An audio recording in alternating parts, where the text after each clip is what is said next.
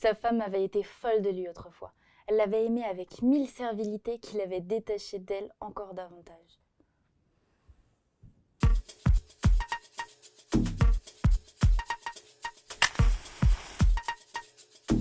Bonjour, ici Jenna, actuellement présente pour vous parler de Madame Bovary de Gustave Flaubert.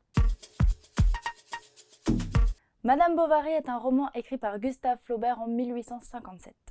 C'est l'histoire d'Emma Rouault, fille d'un riche fermier qui va épouser Charles Bovary. Et c'est pour ça qu'après elle va s'appeler Madame Bovary. D'où le titre du livre. Voilà.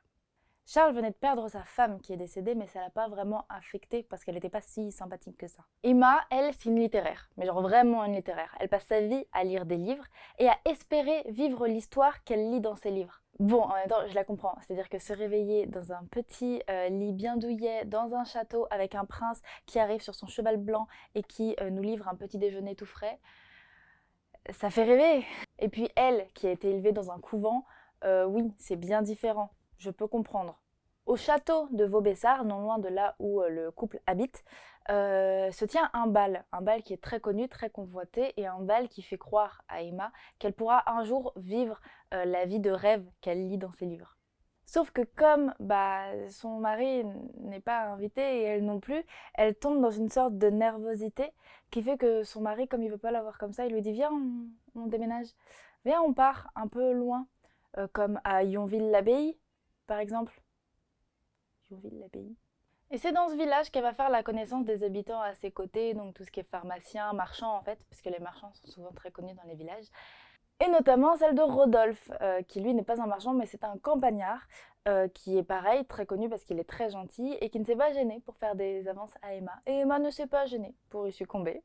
Étant donné qu'elle voulait pas tromper son mari, ce qu'elle voulait faire, c'était avouer à son mari les sentiments qu'elle avait et fuir avec Rodolphe. Problème, elle a fui, mais seule. Si Rodolphe il n'a pas voulu la suivre. Un peu plus tard, au théâtre de Rouen, elle a retrouvé Léon, un ancien ami à elle qui était revenu de Paris. Un petit jeu de séduction est arrivé. Elle, c'était une début de relation, donc elle était à fond dans la liaison. Et elle même peut-être un petit peu trop à fond. Elle lui donnait beaucoup, beaucoup, beaucoup. Sauf que comme elle avait rien, elle empruntait un peu à droite, à gauche. Jusqu'au jour où un marchand lui a dit mon ami, ça fait un petit moment là que tu m'empruntes de l'argent, il n'y a pas moyen que tu me rembourses. Sauf que elle pouvait pas. Du coup, elle est partie voir Léon. Et elle lui a dit Léon, mon ami, est-ce que tu peux me passer de l'argent pour que je rembourse le marchand, s'il te plaît? Et Léon lui a dit Du coup, elle est partie voir Rodolphe. Rodolphe, est-ce que tu peux me passer de l'argent, s'il te plaît? Personne ne voulait. Donc elle avait honte. En fait, elle se fait recaler par tout le monde alors qu'elle, elle a donné ne pas faire confiance à la totalité des gens que l'on côtoie.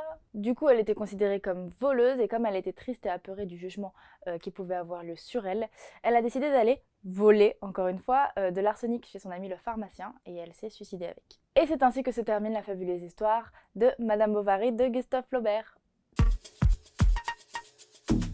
Qu'en avez-vous pensé?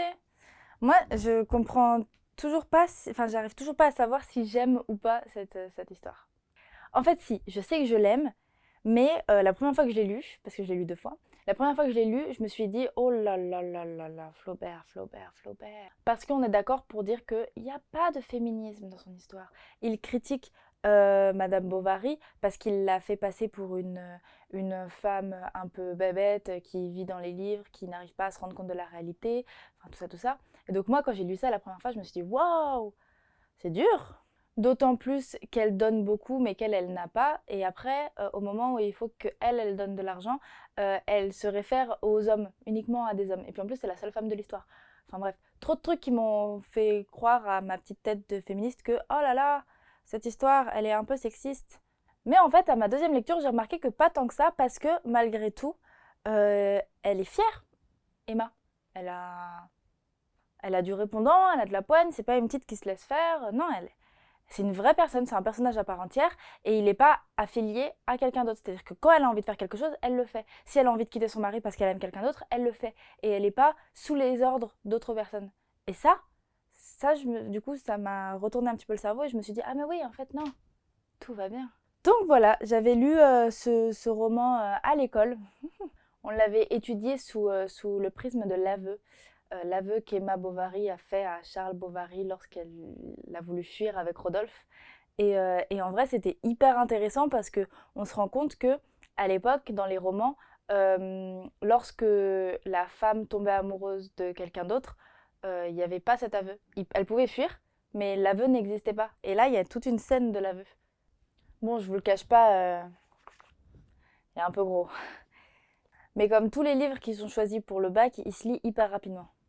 Je pense que ça m'aurait bien plu d'étudier cette œuvre sous le thème de la liberté et justement essayer de voir jusqu'où est-ce qu'Emma est libre et est-ce que son suicide de la fin, ça entre dans la liberté justement, le fait que en fait elle se soit libérée de tout ce qu'on lui demandait en voulant partir. Enfin voilà, en tout cas j'espère que cette vidéo vous a plu et qu'elle a pu vous aider à y voir un petit peu plus clair. Et en attendant, moi je vous souhaite une très bonne journée ou soirée pleine d'amour, de littérature et pour le reste. J'ai ma petite idée. Ciao!